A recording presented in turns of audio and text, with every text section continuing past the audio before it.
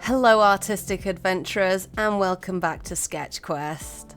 We here at TYG have teamed up with some incredible artists to bring you this series of tips to help you start your adventure right. But before we can leave Tutorial Island, we need to brush up on a few skills.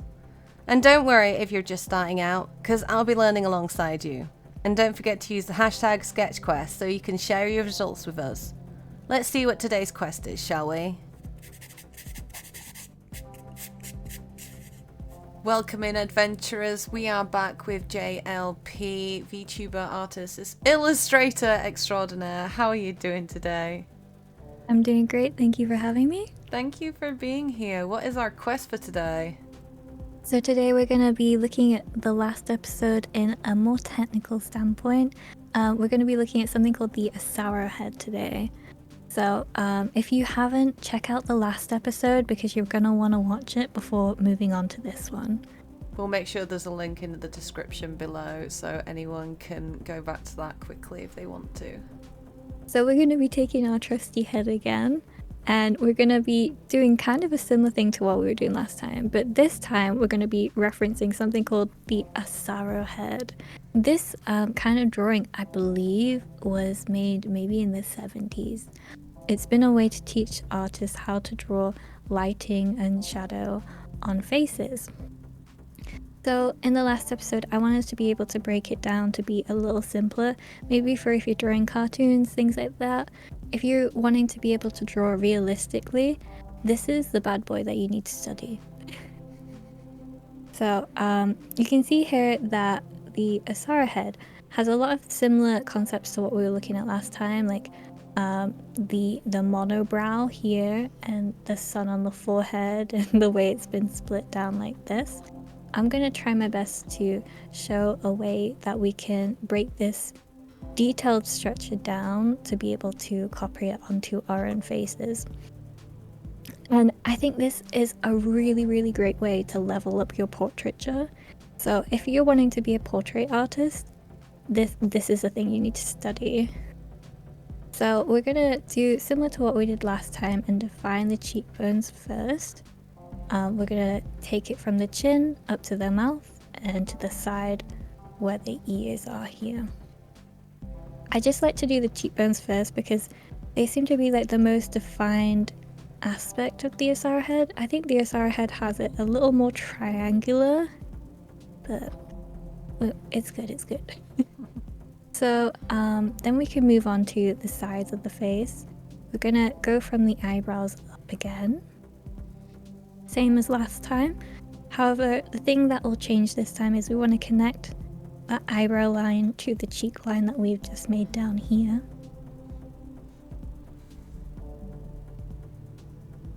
So we're then gonna divide the head once again, like so. And instead of adding that sun that we did last time, we're gonna try and make it look a little bit more rectangular. Like so. And we can add the planes up here like this, but I don't tend to draw bald people that much, so I tend to miss that step. So where I go from here is defining the eye socket. Now, where the Asaro Head is different from our last episode is we decided that we would draw glasses like so and connect them in the middle. While this is still a great technique, the Asaro Head does include the eye sockets themselves. As we can see here, the Asaro Head includes your eyelids, and we can see that they're actually brighter. So it's just a good thing to have in mind. I like to start at the side here, and then I like to define the inner corners of the eyes. And I just find it's easier to be able to connect them like so. I guess you could draw them like funky glasses, like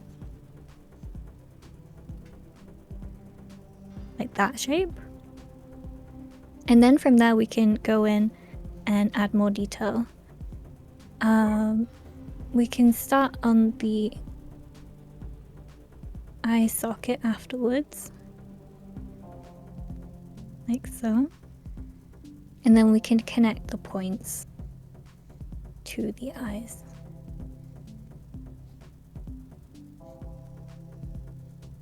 And the thing I like about the Asaro Head is it includes the lower, like, eye bag just underneath the eyes, which I think really adds some depth to your drawings. And then I like to do the nose where they connect there.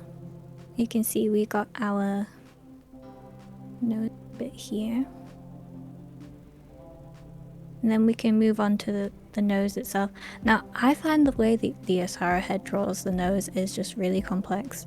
So the way I like to break it down is it's got this bit in the middle, this kind of square, and I like to add a triangle at the bottom, like a downwards arrow.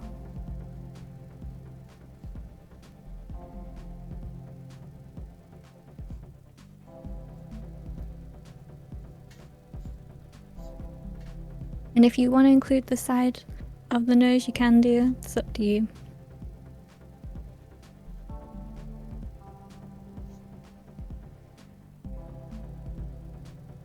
And then we're going to add the Cupid's bow in again, same as last time. And then underneath the lip, this is just because we have a little shadow underneath the lip here. And then we can separate the bottom lip from the top lip here, like it does there. Then if you want to, you can draw these little lines here.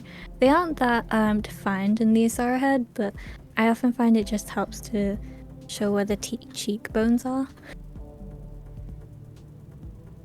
Like so. And then I think we have the main basics of the Asaro Head. There are all these tiny, whiny little planes in here, and you definitely can study them. I tend to find when I'm drawing females, I don't really draw all the tiny little planes as much, but I think as long as we have the main shapes of it, it can really help with our lighting. And then we can do what we did last time, where we add a flat background as our skin layer.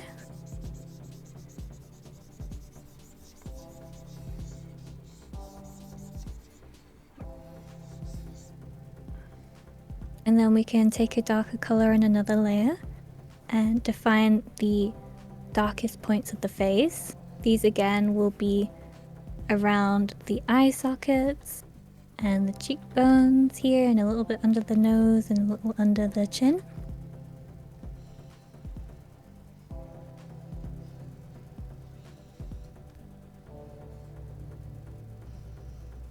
Oh, I guess we can add a little bit to the sides of the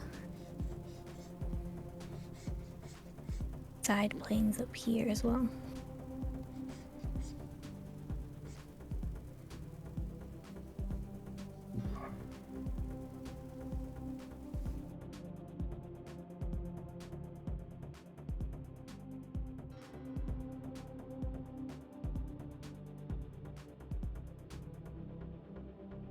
So then we can add the highlights on another layer. It's a little different this time because we will be adding the eye sockets in here. This is where your eyelid would be. We're again gonna add a little bit of those triangles here and here. We're going to be adding highlight on the nose bridge as well, and at the top on the forehead. We can also add it underneath the nose on the Cupid's bow and on the bottom lip here.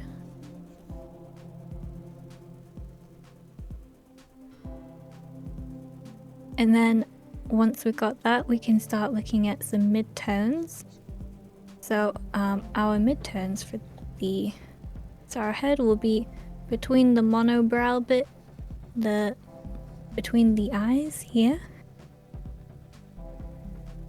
And what I would probably call like a little mustache here, where we added those lines. We can also put the top lip as well.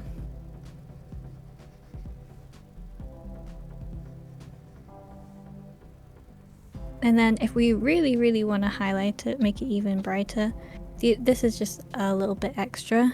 Taking the tips we learned from drawing the face, we can add a little bit of highlight in the tear ducts. Again, we can add a little bit of highlight on the center of the eye sockets. That like exclamation point or exclamation mark on the nose here. Can add a little on the middle of the forehead, and if you like adding highlights to the lips, you can do as well.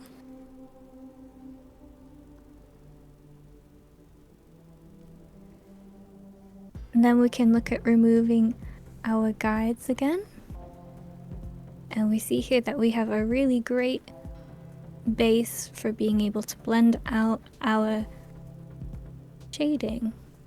And again, we can change the colors of this, all of that. It's very similar to the last episode, but I didn't want to jump into the Asaro Head before breaking it down a little bit more. And this is more of an advanced way of drawing from the last episode. I know the Asaro Head takes quite a while to get comfortable with, so what I would recommend if this whole thing scares you is, if you're not ready to draw just yet, that's perfectly fine. Take a picture of yourself, your favorite character, your favorite celebrity, whatever you are most comfortable with. Masha's got a lovely picture of herself there. Yay, I'm just going to be dissecting my own artwork here. And then we're just going to be kind of seeing the planes of the Asaro Head here and seeing how we can break them down within our own pictures. So I would recommend doing this with more of a realistic picture. So if you are gonna be doing this, maybe avoid doing it with a cartoon that isn't too realistic, as this is more of a realistic portraiture. We can break it down.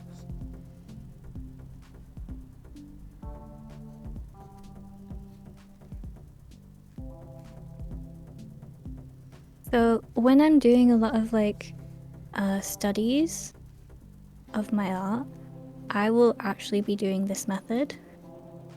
So if I don't know where things are supposed to go in the face and it just seems like a bit too much, a bit too complex, I will use the Asaro Head here as a reference, and I will just lower the opacity of the image and go over it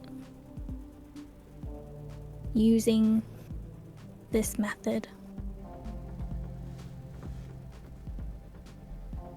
And if you're especially stuck with realistic pieces of art, this is a great way to make sure that you have drawn all the planes in correctly, and you'll be able to see your mistakes straight away.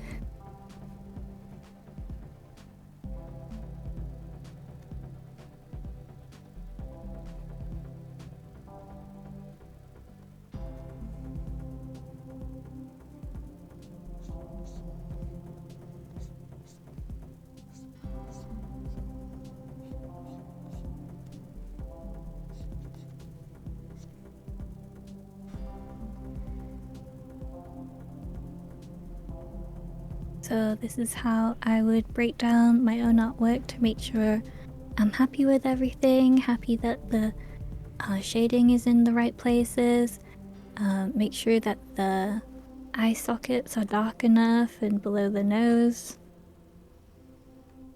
make sure the highlights are in the correct areas that I'm happy with.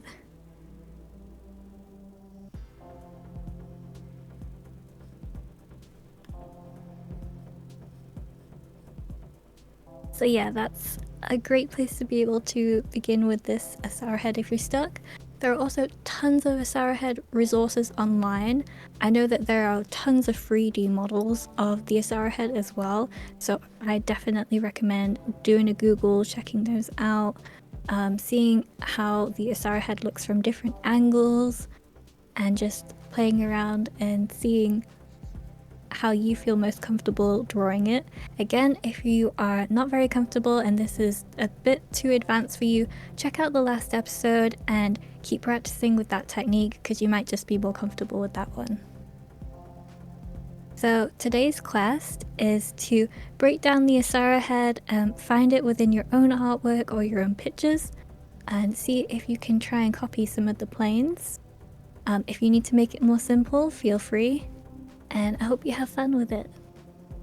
Have all the fun with it. And share your results with us using the hashtag SketchQuest. Thank you very much, J.L.P., for joining us again today. Thank you so much for having me. Oh, we're edging ever closer to the end. And Yeah. I'm going to be really sad. Definitely. Gonna miss this. Me too. Yeah. Remember to follow JLP on all the social medias. We will be back again with another quest.